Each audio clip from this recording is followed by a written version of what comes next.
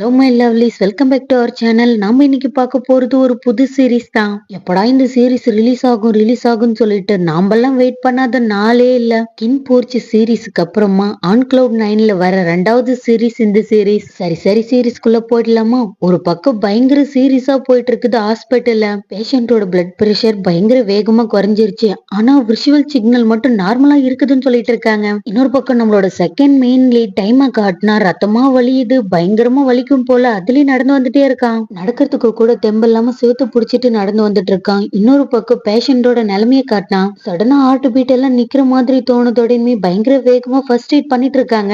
இன்னொரு பக்கம் டைமை காட்டினா ஒரு மாதிரி நடக்க முடியாம தடுமாறி விழுந்துட்டான். அவனை நோக்கி சுற்ற மாதிரி ஒருத்த வந்துட்டு இருக்கான். நம்மளோட ஃபர்ஸ்ட் மெயின் லீட் அவனுக்கு தான் சர்ஜரி போயிட்டு இருக்குது. அவன் பேரு கிரேட். சர்ஜரி ஒரு பக்கம் போயிட்டு இருக்குது. இன்னொரு பக்கம் டைமை காட்டினா அவனை சுடுற மாதிரி வந்தவன் சுட்டுட்டான். இன்னொரு பக்கம் கிரேட்டை காட்டினா அவனோட சர்ஜரி பலன் இல்லாம போற மாதிரி காட்டுறாங்க. ஆக்சுவலி இந்த சீரிஸ் நேம் 4 மினிட்ஸ். இதெல்லாம் நடக்கிறதுக்கு கொஞ்ச நாளுக்கு முன்னாடி என்ன நடந்துச்சுன்னு தான் காட்டுறாங்க. கிரேட் நல்லா தூங்கிட்டு இருக்கான். அடே கிரேட், எழுடா, இன்னைக்கு நம்மளுக்கு எக்ஸாம் இருக்குது, எதுக்காக இந்த மாதிரி பண்ணிட்டு இருக்க? நீ தடிச்சு போது இன்னும் தள்ளியா என்ன? இன்னைக்கு மட்டும் நீ எக்ஸாம் அட்டன் பண்ணலன்னா கண்டிப்பா நம்ம ரெண்டு பேருமே ஒன்னா கிராஜுவேட் ஆகவே முடியாது. ஆல்ரெடி நிறைய வருஷம் ஆயிடுச்சு, எழுந்து வாடான்னு சொன்னதடினுமே சரி ஆச்சு மூச்சுன்னு கத்தாதடா, நான் வரேன்னு சொல்லிட்டு ரெடியாகி கிளம்பிட்டு இருக்கும்போது லிப்ட்ல போறான். ஆனா லிப்ட்ல போகும்போது ஒரு மாதிரி அவனோட பாடி ஷேக் ஆகுது, அவனோட விஷனே பிளர் ஆகுது. எப்படா லிப்ட்ல இருந்து கீழே இறங்குவோன்னு ஆயிடுது. அந்த அளவுக்கு ஒரு மாதிரி ஆயிடுறான். வந்து சூப்பர் கார்ல தான் போயிட்டு இருக்கான். பணக்கார வீட்டு குழந்தை போல கிரேட். இன்னொரு பக்கம் பெரிய கம்பெனி தான் காட்டுறாங்க. இந்த கம்பெனி நேம் ஸ்ரீ வாட் கார்கோ. இங்க ஒருத்த ஹார்ட்டா ஹேண்ட்ஸமா நடந்து போயிட்டு இருக்கான் இல்லைங்களா, இவன் பேரு தாங்க கோன். இவன் வேற யாரும் கிடையாது, கிரேட்டோட அண்ணன் தான். அப்பா நான் வந்துட்டேன்னு கோன் சொல்ல, நீ 5 மினிட்ஸ் லேட்டா வந்திருக்க, அதுக்கு என்ன பரவாயில்ல விடு, நீ இதுக்கப்புறம் நம்மளோட இன்வெஸ்ட்மெண்ட் டிபார்ட்மெண்ட்ல தான் வேலை செய்ய போறேன்னு சொல்லிட்டு இருக்காரு. ஆனா அப்பா நான் ஆபீஸ்ல வேலை செய்யலான்னு தான் வந்தேன்னு கோன் சொல்ல, நம்ம கம்பெனியோட முதுகு எலும்புனா அது இன்வெஸ்ட்மெண்ட் டிபார்ட்மெண்ட் மட்டும்தான். அந்த ரீசனால தான் நம்மளோட கம்பெனி இவ்வளவு பெருசா வளர்ந்துருக்குது. உனக்கு ஏதாச்சும் கொஸ்டின் இருந்தா டவுட் இருந்தாலோ சமாரன் கிட்ட கேளு, கண்டிப்பா அவரு அதுக்காக தான் இருக்காருன்னு சொன்னதோடனே கோனால எதுவுமே பேச முடியல. அங்கிருந்து கிளம்பிட்டு இருக்கான். கோன் டார்லிங், இங்க என்ன பண்ணிட்டு இருக்க? அப்பாவை பார்க்க வந்தியா என்ன? இன்வெஸ்ட் டிபார்ட்மெண்ட் உங்ககிட்ட கொடுக்கறதா சொல்லி இருந்தாரு, நீ டேக் ஓவர் பண்ணிட்டியா? எல்லாமே எப்படி போகுதுன்னு கேட்டுட்டு இருக்காங்க. நீங்க சொன்னதுதான் நடந்ததுமா, நான் அப்பாவை டிசப்பாயிண்ட் பண்ணவே மாட்டேன், நான் இங்க இருந்து கிளம்புறேன்னு சொல்லிட்டு கோன் அங்கிருந்து கிளம்பிடுறான். பேபி நான் கரெக்டான முடிவை தான் எடுத்திருக்கேன்னு கேட்டுட்டு இருக்காரு. பேபி நீங்க பண்றது எப்பவுமே தப்பு கிடையாது, இன்வெஸ்ட்மெண்ட் டிபார்ட்மெண்ட் கோன் கிட்ட கொடுத்ததுதான் கரெக்ட், அவனை விட பெஸ்ட்டா யாராலுமே ஹேண்டில் பண்ண முடியாதுன்னு சொல்லிட்டு இருக்காங்க. சீக்கிரட்டா இந்த பொசிஷனை எடுத்துக்க, பட்ட பாடு இருக்குது, ஐயோ சொல்லவே முடியலன்னு சொல்லிட்டு இருக்காரு. கவலைப்படாதீங்க, எல்லாமே கொஞ்ச நாளைக்கு தான். கோன் இதெல்லாம் பாத்துக்கிட்டா அடுத்தது நம்மளோட பையன் கிரேட் இருக்கான், அவனோட எக்ஸாம் முடிஞ்சதுக்கு அப்புறமா மத்த விஷயம் எல்லாத்தையுமே கிரேட் பாத்துப்பான்னு சொல்லிட்டு இருக்காங்க. ஆனா என்ன பண்றது, உன்னோட பையன் டின்னருக்காக கூட வீட்டுக்கு வரவே மாட்டேங்கிறாருன்னு சொல்லிட்டு கம்ப்ளைண்ட் பண்ணிட்டு இருக்காரு. இன்னொரு பக்கம் கிரேட்டை காட்டினா எக்ஸாமுக்கு பயங்கரமா லேட் ஆயிருச்சு. பயங்கர வேகமா அவனோட கார்ல வந்துட்டே இருக்கும்போது மறுபடியும் டைட்டில் கால் பண்ணிட்டான். டேய் கிரேட், நான் கால்குலேட்டர் விட்டுட்டு வந்துட்டேன்டா, ப்ளீஸ் எனக்கு ஒரு ஹெல்ப். நீதான் பேக்கப்புக்காக ஒரு கால்குலேட்டர் வச்சிருப்பல, அது இருக்குதா பாருடா, ப்ளீஸ் என்ன திட்டமா பாருடான்னு கேட்டுட்டு இருக்கான் டைட்டில். சரி இரு பார்த்து தொலைறேன்னு சொல்லிட்டு பார்த்தா அவன்கிட்ட ஒரே ஒரு கால்குலேட்டர் மட்டும்தான் இருக்குது, என்கிட்ட இல்லன்னு சொல்லிடுறான். ஐயோ நான் யார்கிட்ட போய் கடன் வாங்குவேன், எனக்குன்னு கேட்டா யாருமே கொடுக்கவே மாட்டாங்களே. ஏ கிரேட், நான் சொல்றேன்னு மட்டும் நீ தப்பா நினைச்சுக்காத, வரும்போது கடையில வாங்கிட்டு வாடான்னு சொல்லிட்டு இருக்கான் டைட்டில். என்ன பார்த்தா உனக்கு எப்படி தெரியுது, காமெடி பண்ற மாதிரி தெரியுதா என்ன? ஆன்லைன்ல ஆர்டர் பண்ணி வாங்க சொல்றேன், மூடிட்டு போடான்னு சொல்லிட்டு வேகமா வந்துட்டே இருந்தா சடனா ஒரு லேடி மேலே இடிச்சிடுறான்.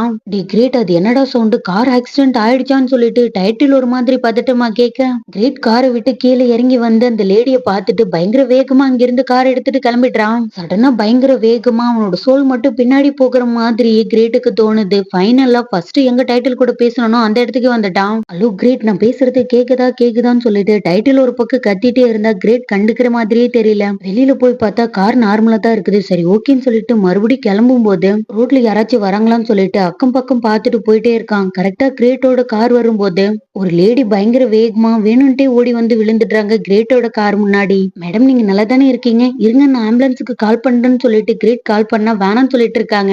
ஆம்புலன்ஸ் ஃபைனலா வந்துருது, அவங்களை ஏத்திட்டு போயிடுறாங்க. நீங்க தானே காரை ஓட்டிட்டு வந்தீங்க, வாங்க போலான்னு சொல்லிட்டு கிரேட்ட போலீஸ்காரங்க கூட்டிட்டு போயிடுறாங்க. இன்னொரு பக்கம் ஹாஸ்பிட்டல்ல தான் காட்டுறாங்க. இவன் பேரு டான். ஃப்ரீயா இருக்கிற டைம்ல எப்பயும் போலதான் நர்ஸ்க்குங்க கடலை போட்டுட்டு இருக்கான். இவனுக்கு இதே தான் பொழப்பு. இப்பதாங்க நம்மளோட செகண்ட் மெயின் லீட் டைமையே காட்டுறாங்க. டைமை பத்தி சொல்லணும்னா பயங்கரமான கைண்டான ஹார்ட் உள்ள பர்சன், அதுவும் இல்லாம டேனோட பெஸ்ட் ஃப்ரெண்டு. இவங்க 2 பேரும் பேசிட்டே இருக்கும்போது எமர்ஜென்சி வார்டுக்கு பயங்கர வேகமா ஒரு லேடி தூக்கிட்டு போயிட்டு இருக்காங்க. ஆக்சுவலி இந்த லேடி வேற யாருமே கிடையாது. கிரேட் ஆக்சிடென்ட் பண்ணா இல்லைங்களா, அந்த லேடி தான் இந்த லேடி. எல்லாத்தையுமே செக் பண்ணி பார்த்தா அவங்களோட இன்னர் ஸ்டொமக்ல ப்ளீடிங் ஆகுது. இத பத்தி நான் டாக்டர் கிட்ட பேச போறேன்னு சொல்லிட்டு இருக்கான். டாக்டர் அதுக்கெல்லாம் எங்க கிட்ட காசு இல்லைன்னு சொல்லிட்டு இருக்கா மேனி. ஹாஸ்பிட்டலோட ஃபண்ட் யூஸ் பண்ணிக்கலாம்னு சொல்லிட்டு இருக்கான் டைம். டாக்டர் நான் வேணும்ட்டே தான் அந்த கார் முன்னாடி நடந்து போனேன்.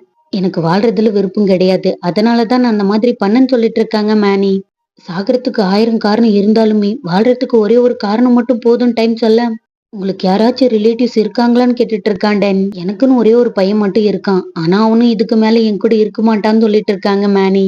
எனக்கு உங்களோட சுச்சுவேஷன் புரியுது. நீங்க எவ்வளவு கஷ்டத்தை தாண்டி வந்துட்டீங்க. இதுக்கு மேலேயே சேர்ந்து கஷ்டப்பட்டு வெளியே வந்துடலாம் ஓகேவா? சர்ஜரி மட்டும் பண்ணிக்கோங்கன்னு சொல்லிட்டு ஒத்துக்கவே வச்சுட்டான். ஃபைனலா சர்ஜரியும் ஆரம்பிக்குது. ஹீரோஸ் ஒரு விஷயத்த தொட்டாவே அது பர்ஃபெக்டா தான் முடியும். இந்த விஷயத்துல சொல்லவா வேணும்? ஃபைனலா சர்ஜரியும் நல்லா முடிஞ்சிருது.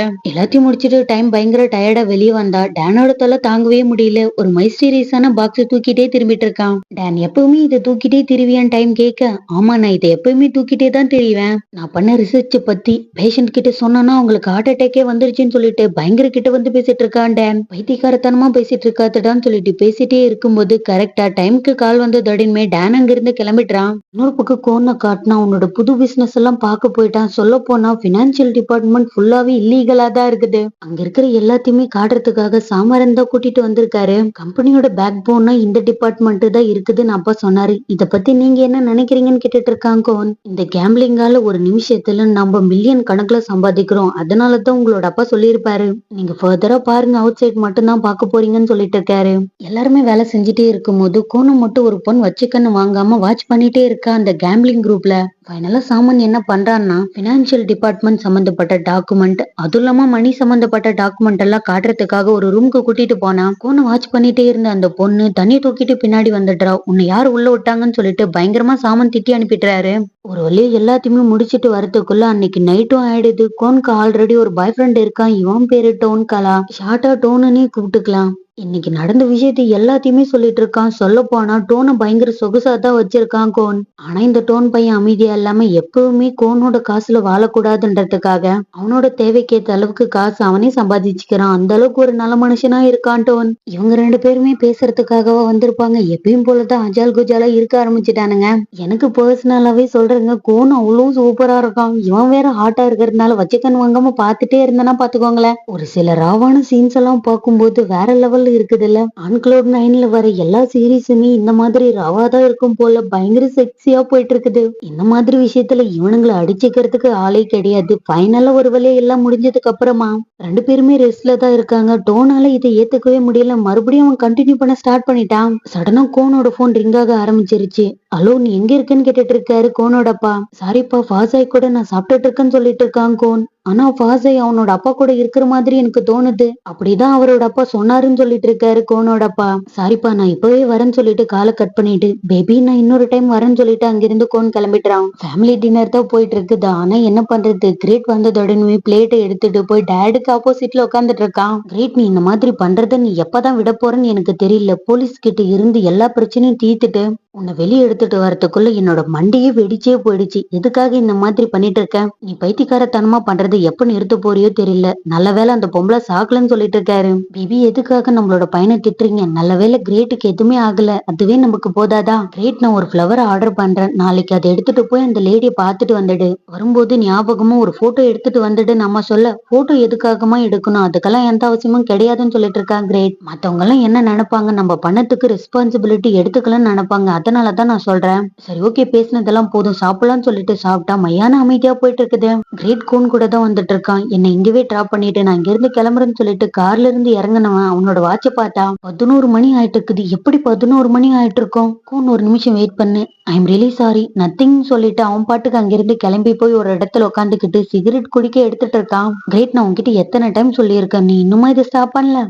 அம்மா நீ நல்லா தான் இருக்கியான்னு கேட்டுட்டு இருக்கான் கோன். சடனா என்னோட போனுக்கு என்னாச்சுன்னு தெரியல, ஒரு மாதிரி வேர்டா ஆக்ட் பண்ணுது. தப்பு தப்பா டைமை காட்டுது. இன்னைக்கு என்னோட நாளே சரியில்லை, எல்லாமே தப்பு தப்பாவே நடக்குது. ஃபர்ஸ்ட் கார் ஆக்சிடென்ட் ஆச்சு, நான் ஃபியூச்சரை பார்த்தேன். அந்த லேடி இடிக்கிறதுக்கு முன்னாடி அவங்கள இடிக்கிற மாதிரி என்னோட கண்ணுக்கு தெரிஞ்சது, ஃபியூச்சரை பாக்குற மாதிரி எனக்கு தோணுதுன்னு சொல்லிட்டு இருக்கான். என்னது உன்னால ஃபியூச்சரை பார்க்க முடியுமான்னு கேட்க, ஆமா ஒருத்தர் இடிக்க போறதா நான் பார்த்தேன்னு சொல்லிட்டு இருக்கான் கிரேட். ட்ரக்ஸ் ஏதாச்சும் எடுத்துக்கிறியான்னு கேட்டுட்டு இருக்கான் கோன். அப்படிலாம் எதுவுமே கிடையாதுன்னு கிரேட் சொல்ல, கிரேட் எனக்கு தெரிஞ்சு நீ குடிக்கிறத கம்மி பண்ணணும், அதிகமா ரெஸ்ட் எடுக்கணும், சரியா தூங்காததுனாலதான் இந்த மாதிரி ஆகுதுன்னு சொல்லிட்டு இருக்கான். நான் ஹாலுசினேஷன் பண்றேன்னு நீ நினைக்கிறியா, எதுக்காக இந்த மாதிரி பேசிட்டு இருக்கேன்னு கிரேட் கேட்க, ஒரு சில டைம்ல ஸ்ட்ரெஸ்ஸா ஃபீல் பண்ணா கூட இந்த மாதிரி நடக்கும். கொஞ்ச நாளாவே உனக்குன்னு என்னால டைம் ஒதுக்கவே முடியல. I'm really sorry.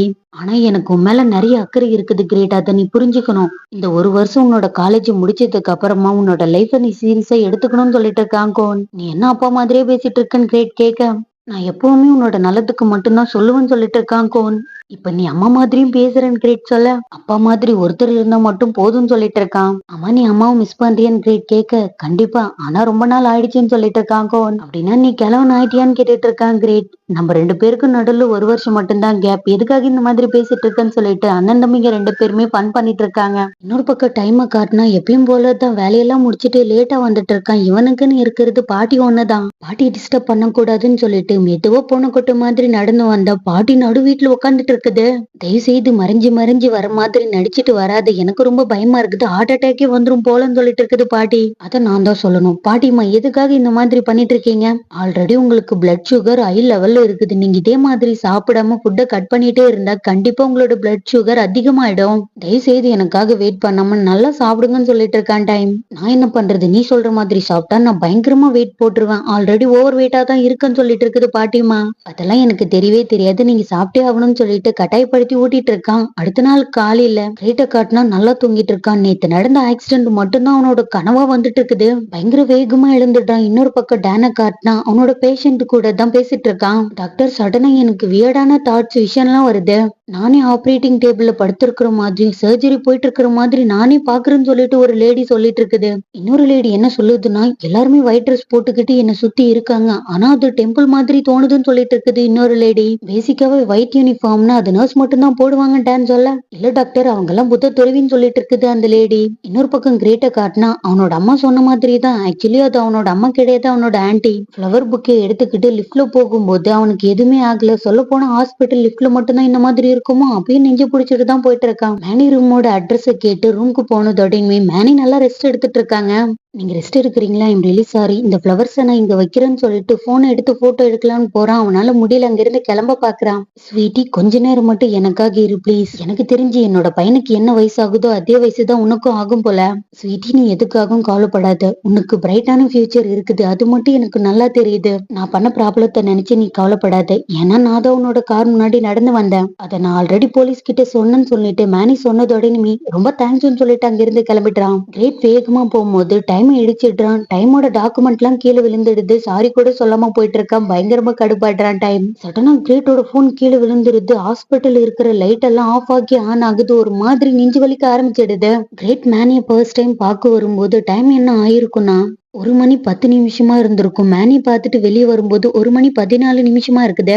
ஆனா கிரேட் மறுபடியும் 1 மணி 10 நிமிஷத்துக்கே வந்துட்டான். சார் நீங்க கேட்டீங்கல்ல மேனியோட ரூம் நம்பர், அது 4 தான் சொல்லிட்டு இருக்கா நர்ஸ், இதை அவங்க கிட்ட கொடுத்துருங்கன்னு சொல்லிட்டு கிரேட் அங்கிருந்து கிளம்ப போகும்போதுதான் டைமை பாக்குறான். அவனை பார்த்து தொடங்கி அவங்க 2 பேருமே இன்டிமேட்டா இருக்கிற மாதிரி அவனோட மைண்டுக்கு பிளாஷ் மாதிரி வந்து போகுது. இன்னொரு பக்கம் டேன காட்டின ஒரு பேஷண்ட்டை தான் அட்டன் பண்ணிட்டு இருக்கான். அவங்க பேரு அரினியா, என் லுக்குவான்னு சொல்லி கூப்பிடுங்க, அதுதான் நல்லா இருக்கும்னு சொல்லிட்டு அவளோட பிரச்சனையை தான் சொல்ல ஆரம்பிக்கிறா. சொல்ல போனா கிரேட்டுக்கு இருக்கிற பிரச்சனை மாதிரி தான் அவளுக்கும் இருக்கு.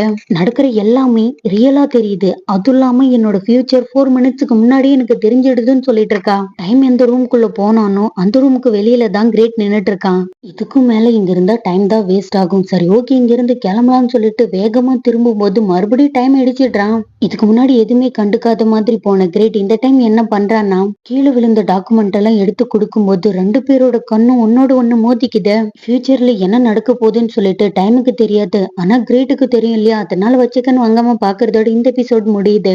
தேங்க்ஸ் ஃபார் வாட்சிங், லவ் யூ ஆல்.